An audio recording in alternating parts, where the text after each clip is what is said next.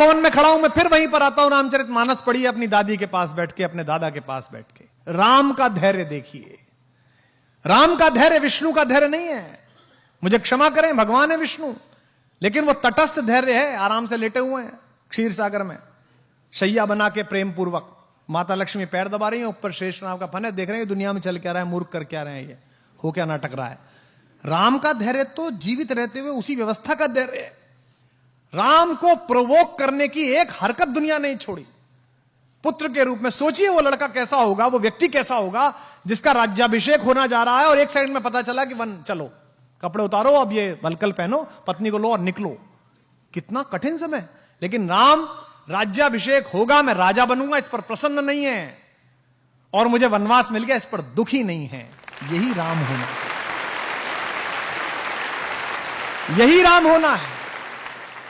लोग समझते हैं जंगल में पोस्टिंग, लोग समझते हैं कोने में पोस्टिंग, लोग समझते हैं वहां काम करना है तो कैसे काम होगा, मेरे लिए तो पनिशमेंट हो गया। यही अवसर है जो आपको ईश्वर दे रहा है। दशरथ के पुत्र राम जब तक अयोध्या में रहे युवराज राम कहलाए, श्री राम कहलाए, और जब जंगल जाकर लौटे तो मर्यादा पुरुषोत्तम भगवान राम कहलाए। इस पूरी यात्रा ने उन्हें भगवान बनाया, इस धैर्य ने उन्हें भगवान बनाया, और अद्भुत धैर्य है उनके पास। उनका अपमान करके कोई चला जाता है, वो धैर्य के साथ मुस्कुराते रहते हैं। उनकी पत्नी का हरण हो जाता है, उसके बाद भी वो धैर्यपूर्वक पूरी व्यवस्था करते हैं। और एक बात सोचना आप सब लोग, राम, मैं अक्सर इस बात पर बहुत अंदर तक थ्रिल रहता हूं। राम अयोध्या से चले, उस समय का सबसे बड़ा खानदान था वो। हिंदुस्तान में जो कुछ भी बड़ा था उन्हीं क्या पैदा हुआ। इक्ष्वाकु, अज, रघु, दिलीप, पुररवा, ययाति, नहुष, दशरथ, सब बड़े आदमी उन्हीं क्या। भारत का नाम जिस पर रखा गया वे भी उन्हीं क्या पैदा हुए, भरत, सब उन्हीं क्या पैदा हुए। लेकिन उसके बाद भी जब राम एक वलकल पहनकर चले तो रास्ते भर में राजाओं को भी तो पता चला होगा कि भाई दशरथ का लड़का जा रहा है, वो भी तो मिलने आना चाहते होंगे। राम उनसे सहायता भी ले सकते थे। जिस पंचवटी में मां सीता का हरण हुआ है वो तो उनकी नंदसाल के बिल्कुल बगल में है, कौशल प्रदेश में, रायपुर में, वो बिल्कुल बगल में थे। वो अपने नाना से कह सकते थे, अपने मामा से कह सकते थे कि साहब आप जरा मेरी सहायता करो, मेरी पत्नी का अपहरण हो गया, सेना दे दो जरा, मैं चलूंगा। उन्होंने ऐसा नहीं किया। उन्होंने एक भी राजा को अपने साथ नहीं लिया। उन्होंने रास्ते भर आप जैसे और हम जैसे लोगों को साथ लिया। किनको? सामान्य वंचितों को, दलितों को।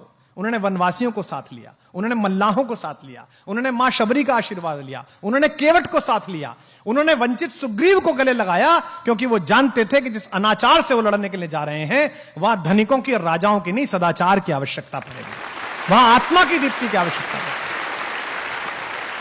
तो राम का यह धैर्य ही उन्हें विजेता बनाता है। भाई रावण को तो बाली हरा चुका था पहले, आपने कहानी सुनी होगी। रावण को तो शहसबाहु भी हरा चुका था। रावण कोई ऐसा अर्जेंटीना नहीं था, ऐसा ब्राजील नहीं था कि हराना मुश्किल था। उसको तो हरा चुके थे दोनों। बाली तो उसको अपने बगल में दबाकर और उसने किले की दीवार का चक्कर लगा दिया था बाली ने। जब हनुमान को बांधा है और हनुमान से रावण ने कहा कि तू मुझे जानता नहीं मैं कौन हूं, तो हनुमान ने क्या कहा? हाँ जानता हूं, वो बाली वाला, मैंने सुना था आपकी लड़ाई बहुत, परिचय मेरा आपसे। हनुमान ने क्यों कहा? ताकि उसका कॉन्फिडेंस लूज हो। लेकिन भगवान जब बाली और सुग्रीव के जनपद में पहुंचे तो उन्होंने बाली का साथ नहीं दिया, उन्होंने वंचित को चुना। वो उसके साथ खड़े रहे जिसका अधिकार छीना गया, जिसका राज्य छीना गया, जिसकी पत्नी तारा का बलात् अपहरण किया गया है, और उन्होंने बाली का वध किया। जबकि बाली भी उनका प्रशंसक था, उनका भक्त था। मरते समय बाण लगने के बाद प्रणाम की मुद्रा में बाली ने पूछा है भगवान से, मैं बैरी सुग्रीव प्यारा, अवगुण कवन नाथ मुहि मारा। मैं बैरी हो गया, सुग्रीव आपका प्यारा हो गया, मुझ में ऐसा कौन अवगुण था मुझे मार दिया?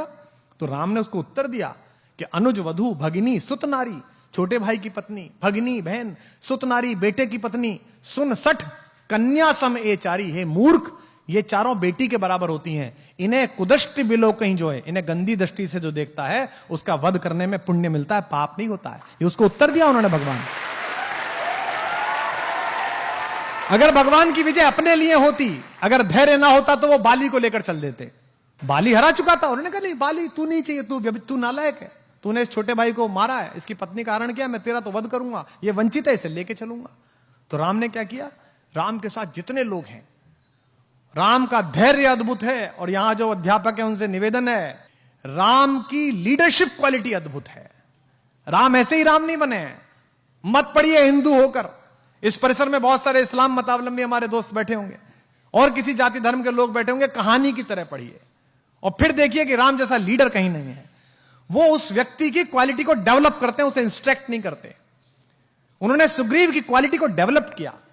एक ऐसा डिप्रेस आदमी जिसकी पत्नी का हरण हो गया, जिसका राज्य छीन लिया गया, भाई ने लात मार के भगा दिया, उसको उन्होंने कल्टीवेट किया और सुग्रीव महारथी के रूप में बना और उस युद्ध में सुग्रीव की महत्वपूर्ण भूमिका रही।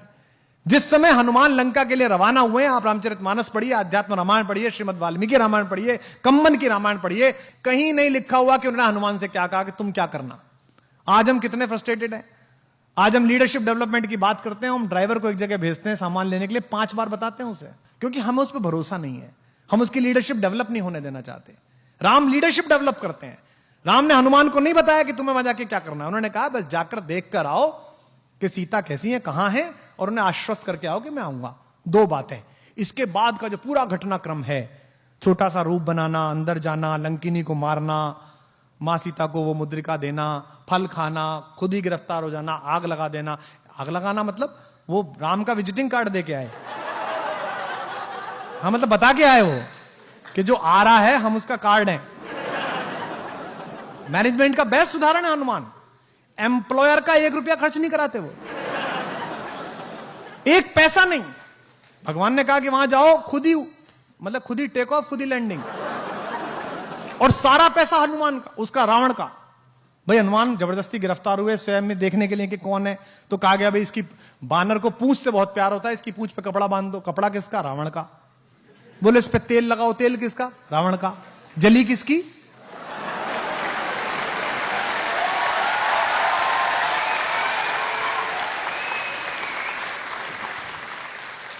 बेस्ट एम्प्लॉय, सर्वश्रेष्ठ व्यक्ति, कोई ना नुकर नहीं। भगवान राम के जीवन में जो 2 कठिन समय आए, उन दोनों में उन्होंने ही पार लगाई। उनसे कहा गया कि भाई मेरा भाई ये बीमार है, सोचो राम पर कैसी बीती होगी। भगवान राम के जीवन का सबसे कठिन रात वो है जब उनके भाई को मूर्छा आई। उस रात राम कितने भी ईश्वर हो, मनुष्य रूप में जी रहे थे, मन में ये तो आई होगी यार अयोध्या जाके क्या कहूंगा, पत्नी कहां अपहरण हो गया, भाई कहां युद्ध में मारा गया। ऐसे समय में हनुमान काम आए और हनुमान गए, वहां कंफ्यूजन हो गया कि कौन सी संजीवनी बूटी, मेडिकल स्टोरी ले आए पूरा। बोले भाई इसमें से देख लो कौन सी है।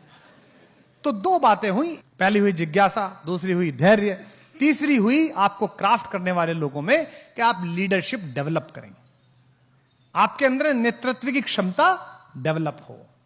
और नेतृत्व की क्षमता का शिक्षा से कोई मतलब नहीं है।